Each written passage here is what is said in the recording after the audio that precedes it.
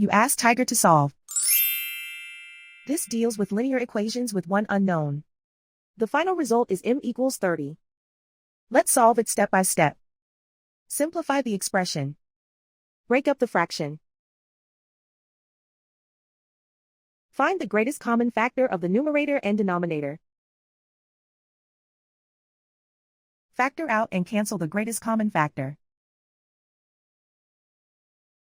Group all constants on the right side of the equation. Subtract 17/4 from both sides. Combine the fractions. Combine the numerators. Reduce the zero numerator. Simplify the arithmetic. Convert the integer into a fraction.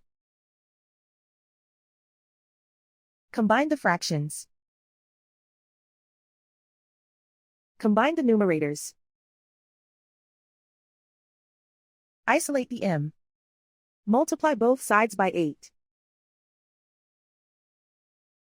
Group like terms. Multiply the coefficients. Simplify the fraction. Multiply the fractions. Simplify the arithmetic. And so the final result is m=30.